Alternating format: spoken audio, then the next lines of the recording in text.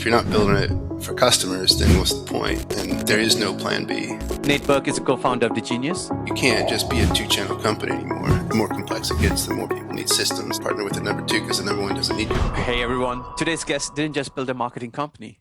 He built infrastructure for how agencies compete with tech giants.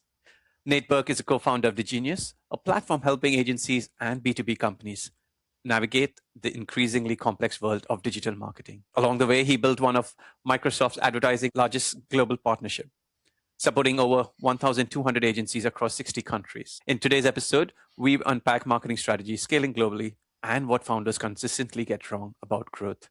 Nate, welcome to the show. Great to have you here. Thanks, Seemax. It's great to be here.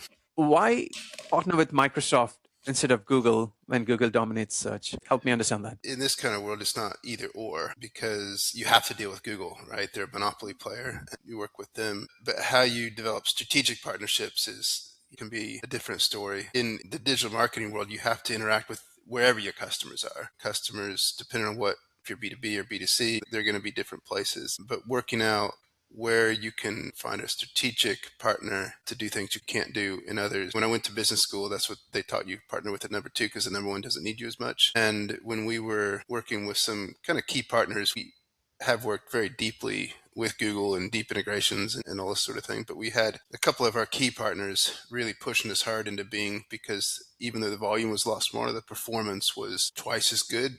From their perspective, they wanted us to really deepen that. We saw an opportunity, started working a lot closer. I think we were the first one to ever do that because people were so much more focused on Google. What kind of research or what kind of studies were done to actually say, let's go with Microsoft, or maybe it's someone else, but what kind of research you all did behind the scenes? One is just working with different companies, right? So you develop a trading relationship. I also talked a lot to financial advisors and kind of the bankers and the guys that do the tech deals and all that. Some companies develop a reputation of how they work, and they have pretty standard working practices. Some companies in their partnerships have a reputation for using as a short-term way to gain market share and then discarding their partners. Yep.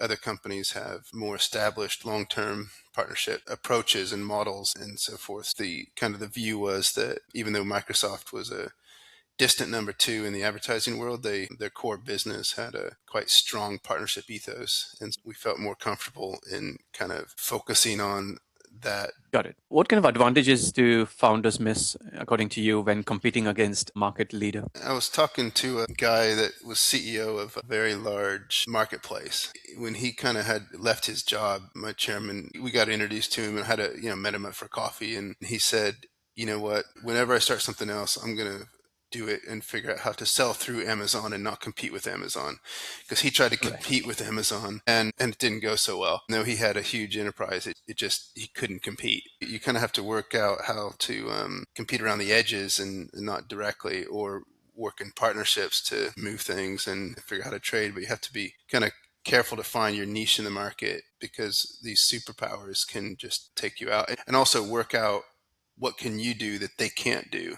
And talking to some of the people at Google, they told us, one of the things that we can do that they can't do is advise people where to spend their money, because nobody's going to trust them, because all they're going to tell them is more with us, and as well as kind of attribute, value to it. We are in a better place to show, no, you should spend 40% of your money with Google, 10% with Microsoft, 30% with Meta, but Meta's going to tell you spend 60%, or Google's going to tell you spend 80%.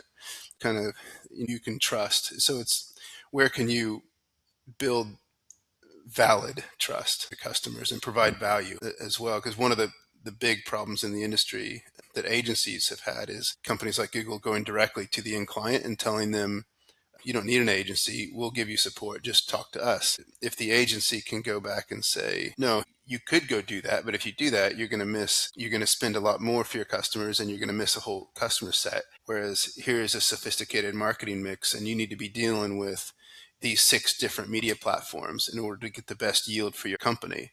If you have a sophisticated model like that, then the client will say, okay, I understand why you drive a lot of value. I can't manage 6. I'll pay you to do that. I'll pay you 10, 15% of that spend and get an extra benefit on that, instead of just trying to deal directly with one media player. Got it. It makes sense. I think on the Amazon model is the same, right? The sellers of there take a 17% cut or something, if I'm not mistaken. It works along that line. For everyone listening in, give me a 60-second, 2-minute spiel on what Digenius does. So we're a tech and media platform. So basically help companies drive sales. And it's kind of our fundamental goal. E-commerce and B2B, there's a lot of similarities in the digital space. The big problem companies have is that there's so many different platforms and so many different sources of data. Trying to connect to those and then connect to their own data, even the big companies can't generally figure this out very well because there's so many disparate data sources. What we do, our tech platform, we connect to the client data and then we connect to all the media players and then we put that into one data kind of pool so that we can then drive, whether it's trading engines or bidding engines or recommendations or across all that set of data and feed it back, kind of marrying that data with the client data and then keeping it secret to the client. We don't pass a lot of that data to the media partners. We keep a confidentiality layer. So because one of the problems that why do you think Google gives away Google Analytics for free? If they know everything that happens on your site, they know the value of your purchases, then they know how much to charge you. I know some of the big guys that trade internet traffic and they do performance-based marketing and all this sort of thing. They never give Google their data. They just send their buy signals like, I want to buy that click for this much and that's the price I'm going to pay. And they don't say why. But if you give Google and they say, oh, I got $200 in revenue from that click, Google will work out how much it's worth. And they say they don't, but the ex-Googlers have different things that they say, right? So it's just a matter of how much is your corporate data worth to you? Do you want to give that all to a third party? That's why the big companies they still pay for analytics because they don't want to just give it all away and some companies have a very purposeful strategy of saying, no, I want to buy at least 50% of my media from somewhere else besides Google because I don't want to be totally dominant, relying on Google for all of my advertising. It's a strategic risk. Yep. Single point of failure also. Can you just share one success story you've seen, what you'll have helped to Digenius that may be helpful to bring it to light? We've got quite a lot of different ones. We have a lead intelligence product for B2B, and we had been working with a company. We can talk about this one because we did a case study and then they sold and whatever, but it was called Secure Invoice. It was like security products for like two-factor authentications. They sold into banks and all this. And the founder had been spending a lot of money on advertising but it's hard in B2B because it's a 3, 6, 12-month sales cycle. We worked with them to kind of further develop our lead intelligence product where we can identify the IP address, who owns it. We tie that data into the advertising data. We know, okay, this is the keyword they clicked on, this is what page they visited, this is what pages they looked at, this is who owns that. We then integrate that with Apollo data so we can work out who works in the company, what their job titles are, what their phone numbers are. And so we would send a report and divide it up into all the different regions, send it to his North American sales team, his Europe sales team, etc. We can send they wanted it every week, who was on their website, what were they researching, who are they, and their sales team would use that data to make their inquiries and call that and all that. And they stopped a lot of their cold calls because they had a lot more warm data to call, and it helped their company grow quite a lot. And they eventually sold the business for quite a good multiple. Understood. When it comes to e-commerce, right? Also, that's another strong area for you all. What did the early e-commerce years teach you about today's ad tech market? In the early days, I started in e-commerce before Google. You had places like Amazon, you had listings, then all the search engines came. Then PPC started. So the first PPC engine was GoTo.com. Then you had Lycos, Excite, AltaVista, Ask Jeeves. And so you had to manage this disparate system of traffic sources and all of them. And then later Google took over all of that, and then you had Meta come out. And so for a long time, then people just focused on two things, Google and Meta, and that was it. And some marketers we talked to really liked it because, hey, I can get all my customers just from two sources and I don't have to think about anything else, and easy. Now it's not like that anymore. It's changing again. It's getting more back into this fragmented world because you've got so many places from, if you're B2B, you got to look at Reddit and LinkedIn, and B2C, you got Twitter, Pinterest, and TikTok, and you can't just be a two-channel company anymore. It's back to that highly fragmented world. And also with the tracking was pretty easy, 5 years ago. Now it's not because of all the privacy and all that sort of stuff. A lot of things we used to have to do, like append a tracking code to a URL of an ad and then see if it showed up in your backend system. A lot of those things kind of come back because You can pass that data, but you can't necessarily pass cookies and all that. It is getting back into a much more complex world than it has been for a long time, and that's even before you get into these LLMs and is OpenAI going to do shopping inside of it and all that. So I think for us it's pretty exciting because the more complex it gets, the more people need systems Yeah. to manage it, because you can't rely on the vendor systems entirely. With the obviously, I have to talk about AI. Everyone's talking about AI. With the advent of AI, has that shaped your kind of business model in any shape or form, for the better or worse? Like the search engine marketing world has just gone wild because the traffic is collapsing in traditional organic SEO. It's moving into kind of AI results, and so you have to work out how do you optimize for the AI, and then how do you build work practices to take advantage of it. We have some partners now that have kind of built AI first. They have AI agents creating their campaigns, running campaigns, analyzing. It's kind of most of these technological changes, in my view, from being in tech for the last 30 years, they take about 5 years to play out. And it feels to me like we're kind of in the middle of that. People are starting to figure out, everybody gets hyped about it. Now I think we're starting to get into production mode for the real world.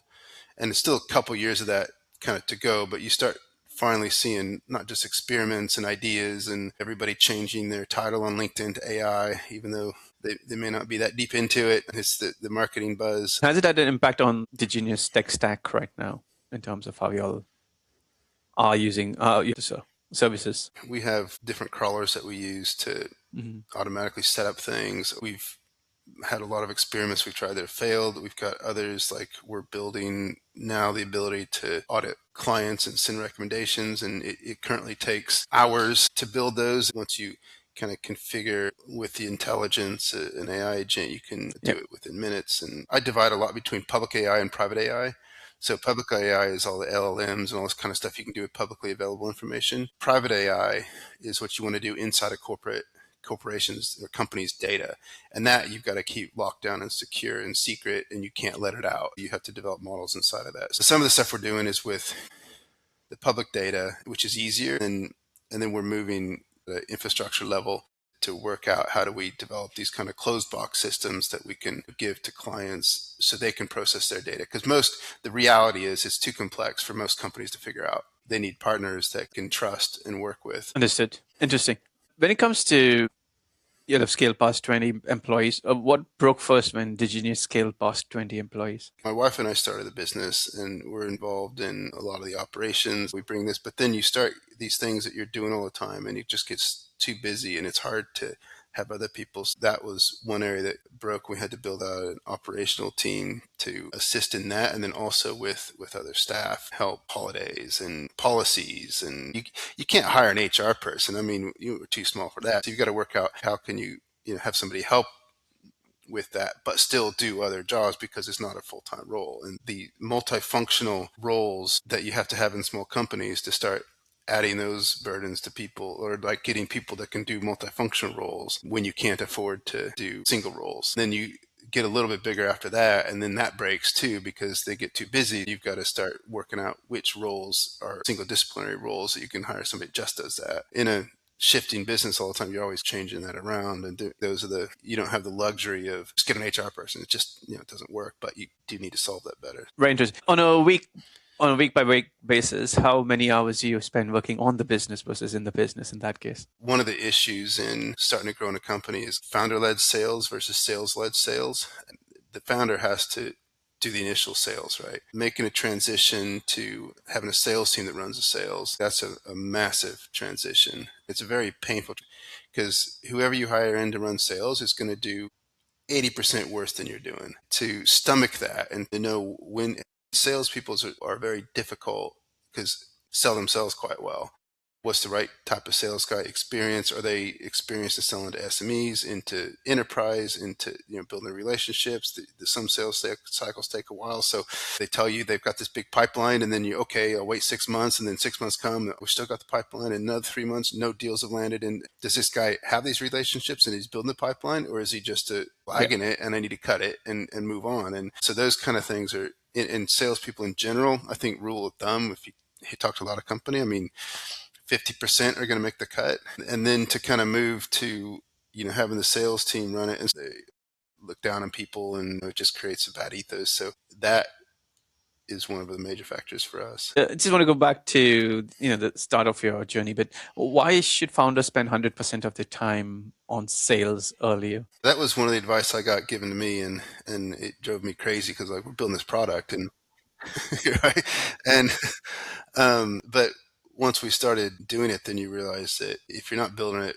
for customers, then what's the point? And keeping a very sales and market focused approach all the time will determine what you focus on, what you build for, how you build it, what the market's doing, what they're talking about, who your competitors are. And if you're not out there in the market, you'll make some massive misses. And when you get into the corporate space, retention becomes the huge thing. So we see that with ours as well. You get out there, you've got competitors, and so you got to sell, and then you got to retain. What are you going to give your customers that is so much better than what your competitors are given that they want to stay with you? They don't want to switch. Keeping that massive sales focus all the time is really tough to do. That's the difference between generally kind of a mediocre company and a great company and a high growth company. How long did it take you to go from like a product owner role to like a sales role in the early years? A lot of the technology we build is pretty deep tech. Years of development. What we did was perform some services kind of on top of it. And even the selling of that was difficult. One of our investors had a business, and he showed me that he did training as part of his business. So he had like, okay, here's his core business, and then he had like three parts to his business, and training was one of the big pieces of it. And I was like, well, that's a pretty boring business. But he's like, but when you train, you get to know the customers, you learn, you build the trust and all that. And in one part of our business where we were kind of selling advertising services, and it generally took us about 6 months to close a client. It was a long time. We set up a training business that trained on advertising. You get people in for a day. From that, we would close a third of those customers as clients. You have that, then the sales started coming much faster and paid for themselves. We worked out like what could we pay to acquire customers, and it was quite a lot because you're going to get a certain percentage of them as long-term customers. We built kind of one of the leading trading businesses in London before COVID. And when Right. COVID came, it pretty much killed it, and we never have picked it back up because we've been so busy with other parts of our business ever since. But that was a kind of a key piece initially. Okay, got it. What's your kind of go-to marketing strategy, acquisition strategy right now? We do a lot of events now. Right. We run events all over the world, in Australia, New York in the last few weeks. We're running a digital media conference in London in 2 weeks. In the second, just an awful lot of marketing, SDR, email, phone call, just the hard yards. And that started building that. And we started doing events. We still use the sales machinery that's how we drive the people to events and communicate and meet them in person and so forth. In your opinion, for someone starting off in their journey, right, what do technical founders, what are the mistakes they make? Major one is a team, and those teams often break up. They just do that. You have a great idea. Then 3 years, 5 years later, could be a change in circumstances. Could be somebody gets married, their wife doesn't want to do it. Somebody determines they don't like it. Some that just want to control everybody, but they don't get it. You've got the grind. That kind of element is one of the major things that is challenging. And a lot of companies that eventually go make it, it's not the same people that started that finish. And so having good kind of counsel and setup and legal stuff initially is important, and then being pragmatic. If somebody decides, hey, this isn't working, figuring out a way to exit them without destroying the business is crucial. That's one. Another is adjusting to the market, because it is a dynamic market. You got to adjust, but then also you need to keep a very firm path. Most companies don't make it. And even when you're in it, you can't pull out a lot of money. It's not, you're going to be earning a lot less than people in real jobs, and you're going to be working twice as much. There's a lot of glamour and stuff, but the reality is a very different world. So you're working 80, 100-hour weeks for years on end. Most real founders do. Most of my clients, they're in that stage. When it comes to resiliency, it has been, when I speak to all, guests like you, successful founders, you also have your wife as a co-founder, correct? You have that dynamic of going home, you're still a husband and wife. You come to work and then you still have that dynamics. Talk to me, how have you ever thought about throwing in the towel at any point and say, You're not going to quit or something. How did you overcome all that? It's been a long time since you've been on this journey. It's an awful lot of relationships, right? We've got investors, we've got staff. I remember at one point, I was meeting with an investor at a very critical point, and he's like, "What's Plan B?" And I was like, "There Yep. is no Plan B." And he eventually, gave us some more funds to keep going. And another time we couldn't meet payroll. Went to one of our kind of old investors. I was like, "Hey, we think we're closing this thing in a month, but I don't have any money now." And he's like, "How much do you need?" And I was like, "Well, 35 grand." I was like, "What assurances can you give me you're going to return it?" I was like, "None." He's like, "Okay, I'll give it to you." And fortunate enough to have those relationships where these kind of guys are like, "Hey, you know what? I don't need this money. If it disappears, I'm not dependent on it. I've been there, I've done that. So it's good luck. If you don't make it, that's fine." And so having that type of investor that will support you and not put the wrong kind of pressure. I've never thought about throwing in the towel. It's That's brilliant. about figuring out how to make it work. And if the circumstance comes where it's just not possible at all, then if you get shot, right, you're dead. But Hmm. if you survive, then you can fight another day. To me, a lot of it's about survival. Like if you can somehow make it to survive so you can fight another day, you keep it going. And you have to cut, you might have to do this, all sorts of decisions that aren't pleasant. And we've restructured and done this and had all sorts of problems. As long as there's anything in my control that I can do, make it, keep it happen. Yeah. What separates resilient founders from the ones who burn out? When I was in university, I sold books door to door on straight commission, right? Oh, really? You'd Okay. have, What kind of this is books? educational books and Bibles. The Okay. target was like families with kids in school. It was tough. A third of the kids quit. Another third didn't make any money. He had quite a good business. He didn't need to do this. He just did it a lot in their other careers and all that. And he was telling me that they did this analysis of the people that do well and people that quit. Said they did a lot of analysis over thousands of these students. He said the number one factor that they only found one common denominator between those that quit and those that didn't quit and kept going. It was if they came from a broken home. Really? Yeah. Okay. That was just one of these things I've heard that, and you saw that it was very difficult if somebody didn't have the emotional security from their family growing up to keep going in the face of despair, rejection, problems, and all that. I don't know in founders. I've never seen an analysis or anything like that, but I think having the emotional support, whether it's from your wife, your parents, your faith, something that Yes. drives you besides just pure greed generally isn't enough. Because having some level of where do you fix your hope, where do you fix your goals? When things are easy, it's fine, but when things are really tough and you have year after year of problems, it's not easy. I've met founders that they get into it a couple of years. I don't like this. I just go give the money back to the investor. Sorry, I'm out, man. This isn't for me. Not what I saw on Instagram or something. Yeah, there you go. Yeah. But when it comes to you, Nate, so, the very nice story that you mentioned out there, what was it in your early life, with your family, parents, that shaped who you are today to build resiliency? You're quite resilient, right? From everything you've told me. So, anything from the childhood that has shaped you who you are today? In the Midwest in the U.S., life was tough. Sure. My mom came from a farming background. I used to work on my grandfather's farm where you get up every day, I'll work, do that. I had paper routes every morning at 5:30. You had to be up and done by 6, and except on Sunday, get up at 5 and finish at 7. Wow. And Okay. get some of those things, I think, early on. And you can learn that when that alarm, doesn't matter what you feel like, you just have to do it. Doesn't matter if you're sick, you just, every day you have to do it. I think that probably instilled a lot. Yeah. All right. Good stuff. Talk to me about you're from US. You're now in the UK. What were the challenges you faced when it came to expanding into the US market, right? US is very dynamic, very sophisticated. There's a lot of risk because it's a litigious society. One of the big differences in communication between England and US is English are much more sophisticated in the words. They have a vocabulary probably triple of Americans. Americans are much more tonal. I came to England, I'd sit in this room and they'd have this huge discussion. I come out of it, what happened there? I have no idea. Was that a good meeting? Was that a bad meeting? Was it because it's like all this nuance and all this Yes, of language course. and all that. And I'll see the same thing. I'll get maybe one of my English sales guys in a meeting and he'll be going on. I can tell these Americans, these tones, and he Yeah. just kind of keeps on going. It's a disaster because it's just boom. Like stop. No. And then you have to go into, you have to triple the pace of it and move it around. And what do you guys think? There's always a bit of, but it's a massive market. I mean, US market is just enormous. And once you get it right, once you develop a few good relationships, they'll introduce you to people Yeah. much more than in Europe.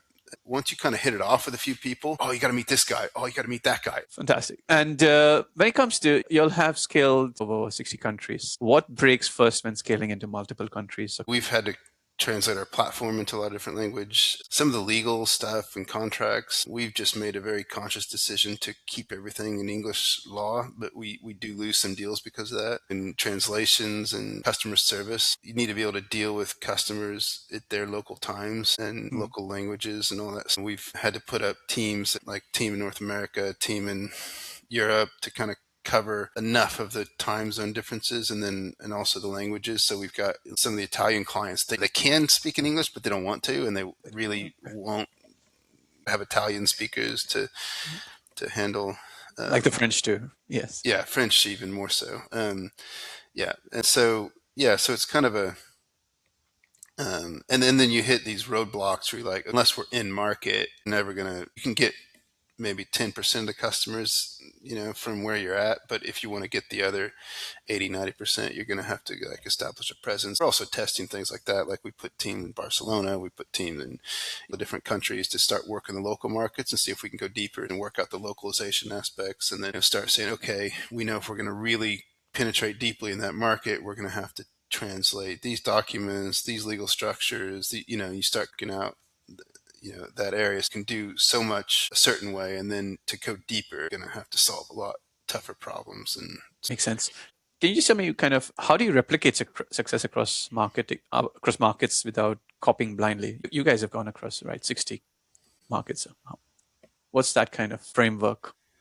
If it was a services business, you couldn't do it. But because we're a technology company, then there are some localization things we have to do in the of customers in the Czech Republic, and there's a search engine there called Seznam. Google 50% market share, and Seznam has 50% market shares. We had to integrate. So the customers there, we like your stuff, but advertising is on Seznam. Unless you integrate to Seznam, then you're not relevant. We built an integration into Seznam so that we can report on the Czech clients' businesses. There's things like that we have to kind of adopt a product. There's certain markets, China, we look at, but then they run Baidu and Tencent, all these different things that are entirely different. We make a conscious decision that no, we're not going to serve that market because it's just too hard. Got it.